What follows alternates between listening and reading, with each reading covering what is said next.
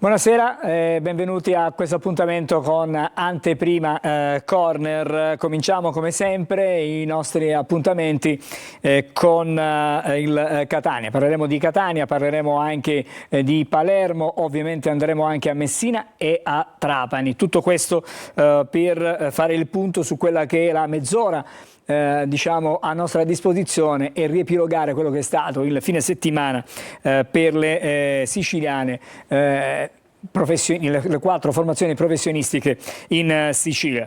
Intanto andiamo da Alessandro Vagliasindi, do il benvenuto a lui. Buon pomeriggio Alessandro. Buon pomeriggio.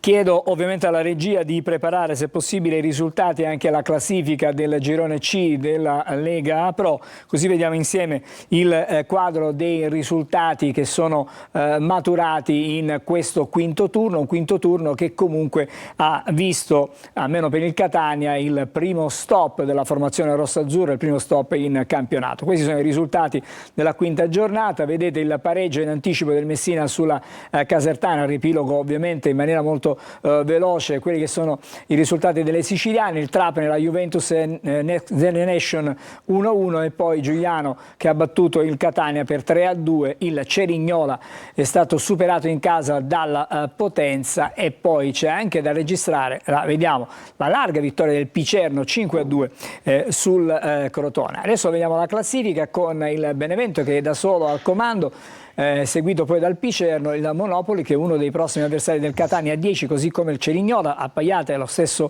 punteggio assieme al Potenza. Un gradino più sotto c'è il Catania a 8 punti con il Sorrento, il Giuliano, a 6 c'è il Crotone, il Latina ed il Trapani, 5 punti per Messina, Cavese, Juventus, Next Gen e Turris con il Foggia. Qui comincia la situazione diciamo più delicata, una zona per adesso tiepida, non caldissima perché sarà poi quella che determinerà la zona play-out. Foggia 5, Casertana 4, Avellino 3 con Altamura, l'ultimo il Taranto con appena 2 punti. Abbiamo visto i primi risultati, poi la classifica. Adesso vado da Alessandro Vagliasindi per fare un bilancio di questa sconfitta del Catania sul campo del Giuliano. Un Catania che non è sembrato attento, così come in altre circostanze, che ha lasciato troppi spazi probabilmente alla formazione di casa con degli errori che hanno condizionato, io dico da parte del Catania e sotto porta e in difesa poi l'andamento della partita, senza trascurare, ma questo chiaramente non vuole essere un alibi, che ancora una volta c'è stata qualche decisione dubbia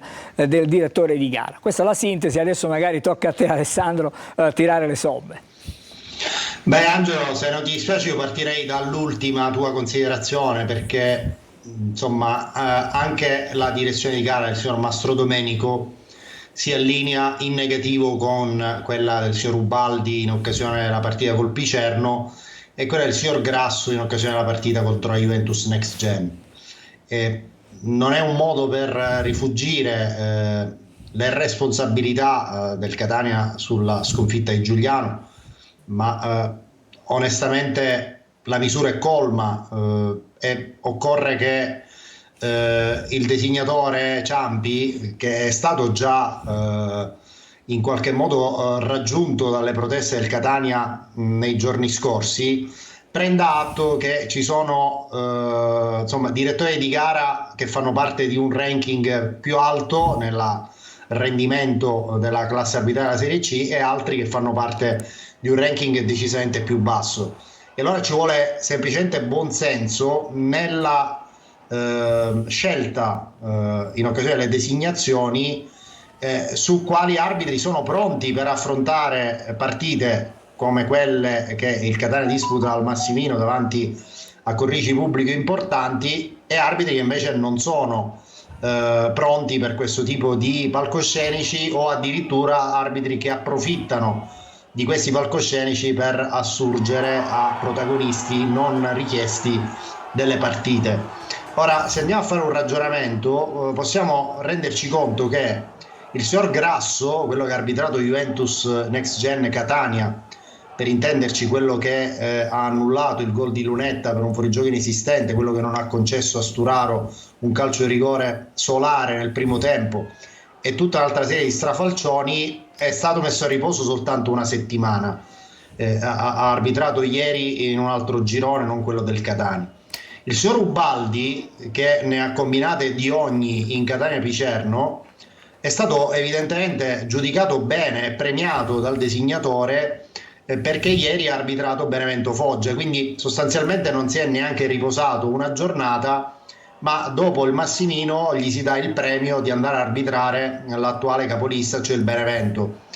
E quello di ieri, Mastro Domenico, onestamente non mi è sembrato un arbitro munito di coerenza e di linearità nel metro di valutazione, perché Mastro Domenico, che avevamo conosciuto l'anno scorso in occasione di Juventus di Atalanta, Next Gen, passami l'espressione, Catania, a partire dei playoff e l'andata, anche lì aveva lasciato molto a desiderare, comunque passa per un arbitro dal cartellino facile. Ora, la partita di ieri ha avuto un episodio iniziale, quello del 7° minuto, che ha orientato tutto il resto. Perché? Perché se tu non sanzioni minimo col cartellino giallo l'intervento di Scarpa in faccia del giocatore Padula su Beters, è evidente che dai un metro di valutazione su cui poi tutti gli altri giocatori si appoggiano, ed ecco perché poi Luperini prende un'altra scarpata in faccia da Maselli nel primo tempo senza essere neanche ammonito, e poi non capiamo perché per esempio Gherardi venga ammonito al 18° per un fallo assolutamente veniale, forse neanche da sanzionare col calcio di punizione. Ecco, di tutte queste situazioni, che ripeto non devono sembrare la ricerca di un alibi per il Catania, credo che siano troppo ravvicinate e troppo continue per passare inosservate. Alessandro, Quindi il monito è che il designatore prenda atto che c'è qualcosa che non va, perché non si può accettare in maniera passiva questa situazione. prima di continuare va detto, e così magari rassicuriamo un po' tutti, che Beters ha lasciato l'ospedale questa mattina dopo gli esami a cui si è sottoposto, esami accertamenti strumentali, e continuerà ad essere comunque monitorato nei prossimi giorni. Raggiungerà la sede del Catania in serate e quindi spetterà poi allo staff medico del Catania decidere quale percorso intraprendere. Il fatto però molto difficilmente sarà disponibile mercoledì, però il fatto che sia stato dimesso evidentemente, sì, questo sì, però è ha accusato uno stato confusionale, addirittura pare che il ragazzo non ricordi la fase antecedente alla partita di ieri, cioè il suo ricordo si ferma a prima ancora che le squadre scendessero in campo a Giuliano ieri, quindi evidentemente il colpo che ha ricevuto è un colpo importante, ha subito un trauma importante alla testa, e ripeto, è incredibile che l'arbitro non abbia neanche ammonito Padula per un intervento assolutamente gratuito e decontestualizzato, perché Beters aveva già preso il pallone in uscita bassa, un perfetto tempismo, quindi in maniera assolutamente vile il calciatore del Giuliano lo ha scalciato in testa senza che ci fosse una minima possibilità di raggiungere il pallone. Alessandro, vi aggiungerei comunque c'è stata grande disattenzione anche dell'assistente nel caso specifico sull'intervento, perché lì siamo al limite, l'arbitro magari potrebbe non vedere, ma l'assistente è in linea e vede perfettamente quanto accade, e quindi un po' di coraggio anche da parte dei collaboratori del direttore di gara andrebbe sollecitato. Intanto per mercoledì, Angelo, è stato designato il signor Andrea Zanotti della sezione di Rimini. Il Catania ha un precedente nella passata stagione, risale alla partita disputata a Torre del Greco nel girone di ritorno con sconfitta dei rossonerazzurri per 2-1. Comunque non ci furono episodi particolari in occasione di quella partita. Alessandro, vorrei sentire le parole di Verna, poi torniamo a parlare di Catania in vista anche della partita di mercoledì, perché quella di oggi è una trasmissione, sia quella di questo pomeriggio ma quella della sera, una trasmissione ponte a cavallo tra quello che è stato e quello che sarà. Sentiamo Verna. L'avevamo ripresa bene, quindi probabilmente l'inerzia della partita è dalla nostra parte. Il problema è stato che appena fatto gol abbiamo avuto un paio di occasioni importanti dove noi purtroppo non siamo riusciti a essere cinici sotto porta, e purtroppo poi su un errore nostro in costruzione abbiamo preso il secondo gol. Non ci siamo comunque abbattuti, anzi abbiamo costruito ancora altre palle da gol importanti, però purtroppo la palla oggi, un po' per difetti sotto porta, non siamo riusciti a buttarla dentro per vincere questa partita. Resta comunque secondo me una buona prestazione, c'è da migliorare su alcuni punti di vista, però siamo comunque secondo me sulla strada buona. Abbiamo sentito Verna, allora Alessandro, visto che facciamo da ponte, restiamo sulla partita e poi ci proiettiamo su quello che sarà il prossimo impegno, intanto il top del match visto chiaramente in campo. Sì, abbiamo scelto Adriano Montalto perché ha subito offerto un contributo tangibile nel secondo tempo quando è stato chiamato in causa, rendendosi proprio presente, cioè è stato un riferimento per i compagni all'interno dell'area di rigore e ha ottenuto e trasformato il calcio di rigore del 3-2 molto più che probabilmente sul 2-1 c'era una strattonata sanzionabile il calcio di rigore su un cross da sinistra di Anastasio. È comunque un giocatore che è diciamo, disponibile da un punto di vista dell'efficienza fisica soltanto a 2 partite, quindi incoraggianti questi segnali anche in vista di questo doppio turno casalingo consecutivo che attende il Catania. Come vedete a destra è un giocatore di assoluta esperienza in termini insomma realizzativi, perché in Serie C vanta 162 presenze, 50 reti, 8 assist. Ci sono numeri importanti anche per quanto riguarda il suo curriculum in Serie B. Questo per Montalto. E adesso cosa ci dobbiamo aspettare, Alessandro? Una pillola in vista del primo degli impegni 2 consecutivi che il Catania avrà alla Massimino, mercoledì prima con il Cerignola e poi domenica contro il Ci dobbiamo aspettare sicuramente una reazione, è sicuramente un bene che il Catania possa giocare subito dopo la sconfitta di Giuliano, ed è a mio avviso molto più che probabile che insomma la rabbia per la sconfitta e per le condizioni in cui è maturata questa sconfitta possa essere convertita in energia positiva per fare un'altra prestazione importante, ma soprattutto per sfrondare queste prestazioni da errori abbastanza evidenti come quelli in fase difensiva commessi ieri, e soprattutto errori in fase realizzativa, perché questa squadra ha un rapporto occasioni create e gol realizzati ancora molto basso, e non è un caso che le 2 battistrada al momento della classifica, cioè Benevento e Picerno, siano le squadre che hanno i migliori attacchi del girone, perché hanno avuto finora punteggi molto larghi che hanno messo in vetrina la qualità e soprattutto l'affidabilità immediata di tutti gli attaccanti che hanno rispettivamente in rosa Auteri e Tomei. Grazie Alessandro, noi ci rivediamo stasera alle 20:45 con Corner, puntata tutta dedicata. Ci sarà un'ampia moviola. Esatto, alle vicende del Catania. Buon proseguimento di giornata a te. Voi. Adesso invece ci fermiamo, breve sosta e poi attiviamo il collegamento con Palermo per per l'avvicinamento a quello che è il match di Coppa Italia di giovedì tra il Palermo ed il Napoli. Ma tutto questo fra pochissimo con Marco Gullà.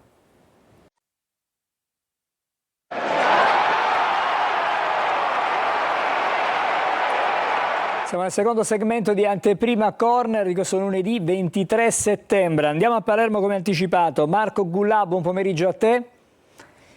Buon pomeriggio a tutti. Benissimo Marco, allora un Palermo che non riesce diciamo a trovare il ritmo, soprattutto in casa ha qualche problema, non riesce a vincere. Diciamo che le ultime prestazioni sono andate in questa direzione.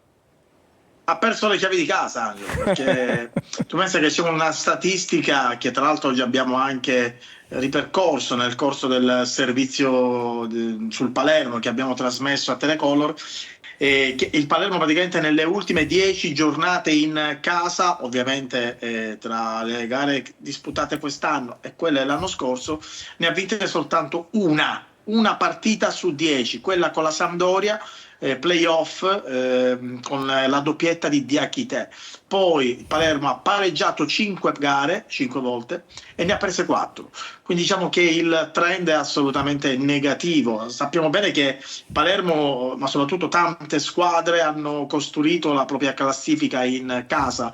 Spesso il Barbera, come può essere anche un altro stadio, deve essere il fortino della squadra che poi magari vuole centrare determinati obiettivi. Non lo è più per il Palermo, perché i numeri in questo momento vanno in un'altra direzione. E questo è sicuramente Possiamo uno dei vedere problemi. la classifica? Anche con... Marco, ti interrompo. Vediamo la classifica per capire perché i numeri vanno in un'altra direzione. Cioè il Palermo si trova in una zona, diciamo, nella colonna che non è gradita probabilmente, non solo ai tifosi ma anche alla dirigenza, immaginiamo. Ma assolutamente no, Palermo è nella colonna di destra, dovrebbe essere quantomeno in quella di sinistra, ma diciamo, la classifica è molto corta, basta inanellare 2 o 3 successi consecutivi e magari ti ritrovi lì anche tra il secondo e il terzo posto, ma in questo momento il Palermo non sembra avere le peculiarità per, insomma, conseguire questi successi consecutivi, anche contro il Cesena, che in teoria era una partita alla portata della formazione di Dionisi, e la squadra si è inceppata dopo un buon primo tempo, poi nella ripresa ha seriamente rischiato di perderla. Pur vero che è stato annullato un gol a Henry, ma ne sono stati annullati 3 anche al Cesena, soprattutto l'ultimo che sembrava quasi regolare, poi per fortuna del Palermo il VAR è intervenuto e ha cancellato la rete dei romagnoli. Quindi diciamo che è stata una partita molto strana quella del Barbera, che ancora una volta ha palesato alcuni problemi tecnico-tattici di questa squadra, che a centrocampo ha poche idee, in attacco non riesce spesso a segnare, e in difesa scricchiola perché al di là del VAR il Palermo ha comunque subito dei gol contro il Cesena, poi giustamente annullati, però anche in quel caso sono dei segnali preoccupanti che riguardano proprio la difesa. Quindi Dionisi deve lavorare, Dionisi deve capire che questa squadra, insomma, forse deve indossare un altro abito, ma non può cambiare modulo per un semplice motivo, che il Palermo in questo momento è orientato e soprattutto ormai imperniato sul 4-3-3, perché ha tanti esterni, c'ha Pois, Leduaron, Insigne, Di Mariano, sicuramente ne dimentico qualche altro, tutti giocatori che quindi non potrebbero trovare posto in un altro ipotetico modulo, che ne so, il 4-3-1-2 col trequartista e le 2 punte, perché Dionisi non può in questo momento cambiare atteggiamento e soprattutto. Se sei d'accordo sentirei, e perfezioniamo il collegamento, Dionisi che cosa dice della partita giocata sabato, ma soprattutto quella che verrà, quella con il Napoli di giovedì. Un primo tempo veramente molto positivo, dove ci è mancato solo il gol, e un secondo tempo che abbiamo ripreso, ma all'inizio del secondo tempo potevamo far meglio e il rischio era spegnerci, e invece grazie anche a chi è subentrato abbiamo ripreso trame di gioco, abbiamo ripreso ad essere pericolosi. Quello che ci è mancato è essere un pochino più bravi e puliti tecnicamente nell'uscita palla. La prossima partita difficilissima la prepareremo e cercheremo di fare il meglio, sapendo che, ovvio, i favoriti sono gli altri, però insomma sarà un'opportunità per alcuni ragazzi che magari in questo momento hanno trovato meno minutaggio, ma anche oggi hanno dimostrato, entrando, alcuni, altri giocando, entrando nelle altre partite, che la panchina è di qualità, che chi subentra fa bene, quindi questa squadra ha un organico molto, molto importante, e quindi sarà sicuramente una vetrina per alcuni giocatori che hanno trovato meno minutaggio e che si vogliono esprimere in questa squadra. Queste sono le parole di Dionisi. Tu cosa ci dici a proposito della probabile formazione? Abbiamo qualche indiscrezione, così chiudiamo il collegamento di oggi. Angelo, sicuramente turnover, l'ha confermato lui stesso, probabilmente Brunori in attacco con Leduaron, e sicuramente anche Insigne, rifiaterà Gomez, rifiaterà Nicolao, rifiaterà probabilmente anche Nedelciauro. Ovviamente deve Dionisi far giocare tutti quei calciatori che hanno giocato meno, ed è non dico una dichiarazione di resa, però sicuramente io credo che la partita contro il Napoli in Coppa Italia andrebbe affrontata in altra maniera, però intanto questa sembra l'indicazione di Dionisi. Grazie allora a Marco Gullan Palermo, ci racconterai l'avvicinamento a questo match chiaramente nel corso dei telegiornali. Adesso vedo già collegato Sergio Colosi, apprestiamo anche l'altro collegamento, quello con Franco Cammarasana. Torniamo in Serie C, in Lega Pro.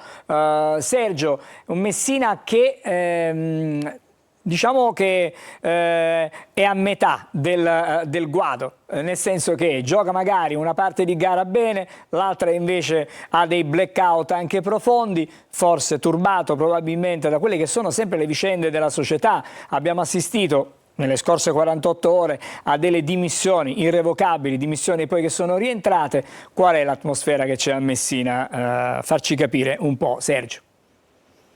Buon pomeriggio Angelo, radiografia perfetta e in sintesi c'è pessimismo comunque, perché è un Messina che anche quando gioca bene domina l'avversario per 70 minuti, ma gliene bastano poi 5-10 per suicidarsi. Così era stato al 96esimo addirittura contro il Potenza, altrettanto ha fatto contro la Casertana, perché se non ha preso gol negli ultimi minuti però ne ha subiti 2, dal 2-0 al 2-2, ed equivale un po' al gol subito al 96esimo contro il Potenza. 4 punti che poi persi in casa, che pesano comunque sul Messina, sul rendimento di questa squadra, che però bisogna ricordarlo è molto giovane, con investimenti scarsi in un campionato che comunque è competitivo, per cui il Messina ritengo che comunque il suo lo stia facendo, quello che è nelle sue corde, nelle sue possibilità. Tante volte sento delle critiche anche nei confronti dell'allenatore, i cambi sì potevano essere effettuati prima, però bisogna anche realisticamente vedere quello che è l'organico del Messina e quello degli avversari, una classifica che poi diventa anche un po' preoccupante, perché bisogna anche relazionarla a quelli che saranno i prossimi impegni. E come hai detto tu in premessa, poi c'è stata l'uscita da parte del tecnico Modica, che ha dichiarato: termino perché la mia salute vale di più. Questo significa che si andava oltre la rimonta della Casertana, ma i problemi societari cui hai accennato tu, che ci sono e ci saranno sempre fin quando il presidente si chiamerà Pietro Sciotto, che non può assolutamente proseguire in questa gestione, perché ha problemi da tutte le parti, sia nella gestione settimanale, nell'organizzazione, nell'organico della squadra, problemi che poi si riflettono anche sulla guida tecnica, che è tutt'altro che serena, come abbiamo visto anche in occasione delle dimissioni irrevocabili, poi invece diventate revocate da parte di Giacomo Modica. Sergio, i prossimi impegni per il Messina: intanto c'è il turno infrasettimanale, si gioca già subito mercoledì e poi si tornerà in campo nel prossimo fine settimana, insomma impegni ravvicinati. Sì, ti faccio una brevissima radiografia, perché mercoledì c'è la trasferta a Latina, che non è facile, perché il Latina ha vinto ad Avellino, prima vittoria stagionale per i nerazzurri. Si osserverà un minuto di raccoglimento e lutto al braccio per la morte di Cristian Argurio, ex team manager, ha detto stampa, e anche direttore sportivo del Messina e di altri club, compreso il Catania. Poi ci sarà lunedì 30 la trasferta a Picerno, poi in casa contro il Benevento e poi a Trapani. 3 trasferte in 4 partite. Ricordiamo che ancora il Messina, Coppa Italia compresa, un punto fuori casa non l'ha fatto, per cui si accende la lucina rossa della spia, tenuto conto appunto di quelli che sono gli impegni, la classifica e i precedenti in trasferta. Perfetto, sintetico, asciutto, essenziale, dobbiamo dire il nostro Sergio Colosi, capisce anche quelle che sono le necessità, i tempi della nostra trasmissione. A te chiaramente il racconto in settimana delle vicende del Messina. Una buona serata, buon pomeriggio, anche a Sergio Colosi. Vado adesso a Trapani, dove c'è Franco Cammarasana. Diciamo che le cose non vanno benissimo anche da quelle parti, perché sono arrivati i fischi del pubblico di casa, una squadra, adesso da te desidero una risposta, svogliata, poco attenta, poco concentrata anche, perché ha avuto dal dischetto due grossissime possibilità che non ha saputo sfruttare contro una formazione, la Juventus Next Gen, che certamente è dotata tecnicamente ma è molto giovane, quindi per questa categoria spesso inesperta. È vero, anche il Trapani è una squadra del tutto nuova, però davanti al pubblico amico, 2 rigori a favore, sei anche in vantaggio, in qualche modo insomma potevi anche chiuderla questa partita. Franco? Infatti, proprio per il motivo che dicevi tu, ieri a fine partita si è sentito qualche fischio proveniente soprattutto dalla curva. È un Trapani, a mio avviso, che ancora va registrato sia in avanti che in difesa. Ieri ha giocato un ottimo primo tempo, è andato in vantaggio al 13esimo con Ciotti. Ha sbagliato un calcio di rigore con Canoté, è il secondo che si sbagliava. Nella ripresa ha avuto un altro calcio di rigore, stavolta anche stavolta l'esecutore Zupper si è fatto parare il calcio di rigore da Fara, un portiere, un talento vero e proprio, così come altri talenti ieri che si sono messi in mostra al provinciale. Ragazzi, mi riferisco a Fina Gian, a Macca, a Silva Semedo, anche lei ragazzi, e probabilmente fra non molto vedremo giocare in Serie A. Ma ripeto, ottimo primo tempo. Ecco, questo è il gol di Ciotti, ma poi ripeto, subito dopo il Trapani ha avuto la possibilità di raddoppiare con Canoté, ma lo ha mancato. Ripeto, il calcio di rigore, poi eccoli. Queste sono le azioni che ci raccontano la partita, Franco, la sintesi che comunque non ha saputo assestare il colpo di grazia definitivo alla partita. Sentiamo Aronica, se sei d'accordo, poi ci racconti di una disavventura capitata alla Juventus Next Gen che è rimasta appiedata, diciamo così. Vediamo un'intervista ad Aronica. Esatto. Sapevamo che la Juventus fosse una squadra organizzata, ostica, e chiaramente lo ha dimostrato ampiamente. Riguardo noi c'è stato l'approccio giusto, abbiamo fatto la partita che avevamo preparato con grande agonismo, grande cattiveria, grande personalità. Il primo tempo specialmente abbiamo fatto gol, abbiamo creato altri presupposti per poter raddoppiare e purtroppo non ci siamo riusciti. Sì, un po' di cinicità, un po' di cattiveria, un po' di sfortuna, chiamiamola come vogliamo. Chiaramente poi il secondo tempo, con quel gol che abbiamo preso diciamo nei primi minuti, ha rimesso in parità, in equilibrio la partita, e avevamo veramente speso tanto il primo tempo, e quindi il secondo tempo abbiamo perso un po' di lucidità, ma nonostante tutto abbiamo creato occasioni nitide per poter raddoppiare. Questa è la sintesi del pensiero ovviamente di Aronica. Andiamo oltre, intanto ci racconti un momento cosa è successo alla Juventus e poi il prossimo impegno del Trapani. Esatto. Sì, la trasferta di Trapani sarà ricordata a lungo da questi ragazzi della Juventus, perché dovevamo partire ieri sera dall'aeroporto di Trapani con un volo charter. L'aereo ha avuto un guasto, è stato rinviata la partenza di ora in ora, e invece no, i ragazzi della Juve hanno dormito praticamente nella hall della zona del gate, alcuni addirittura a terra, e poi sono partiti finalmente stamattina con un volo di linea attorno alle 9, quindi lo ricorderanno a lungo.